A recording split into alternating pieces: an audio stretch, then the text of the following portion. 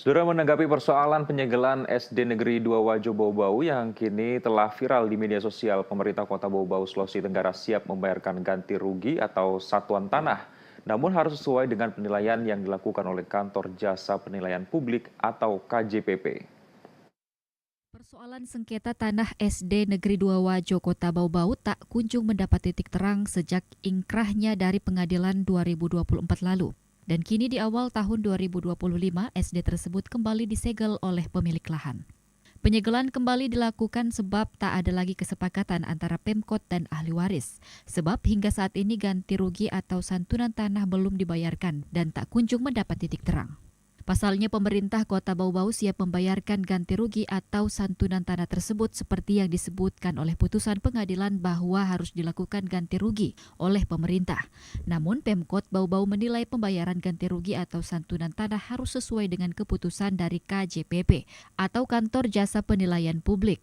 Kepala Dinas Perumahan dan Kawasan Permukiman menyebutkan bahwa menanggapi kasus tanah SD Negeri 2 Wajo tersebut sebelumnya telah dilakukan sosialisasi antara ahli waris dan pemerintah kota. Pemerintah kota juga telah melakukan penilaian ganti rugi yang dilakukan oleh KJPP sesuai dengan peraturan perundang-undangan. Tetapi setelah ada penetapan dari KJPP dan pemerintah kemudian melakukan musyawarah antara Pemkot dan kuasa hukum ahli waris yang dilaksanakan 20 Desember 2024 lalu. Adapun besaran harga ganti rugi yang menjadi permintaan ahli waris 3,9 miliar rupiah dengan perhitungan nilai NJOP Rp1.500.000.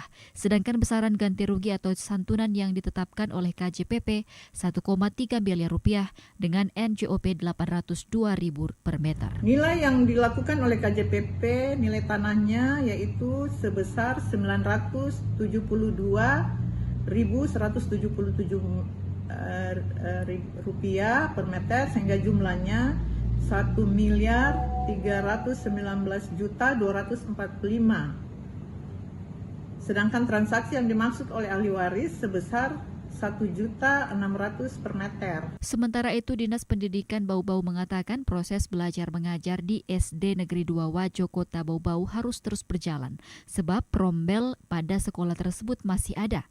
Untuk itu, proses belajar mengajar pada SD tersebut akan dibagi menjadi 2 shift, pagi dan siang hari. Sehingga sampai dengan saat ini proses belajar mengajar tetap berjalan dengan baik. Ia juga menambahkan langkah jangka panjang yang dilakukan dinas saat ini yakni melakukan penguatan terhadap para guru dan meminta waktu mencari solusi yang lebih baik lagi. Kalau di SD 2 Wajo, Dinas Pendidikan elok kalau kita berbicara bagaimana penyelenggaraan pendidikan kita di sana, gitu ya. Apa yang kita lakukan di sana, kita melakukan dengan proses yang arif dan bijaksana. Apa itu? Ya, kita menempatkan anak-anak kita, peserta didik kita mulai kelas 1 sampai kelas 6 untuk tetap belajar, untuk tetap menyelenggarakan pendidikan karena sebetulnya rombel kami masih ada. Dari Kota Bau-Bau, Rifan Mawandili, kontributor TVRI Sultra melaporkan.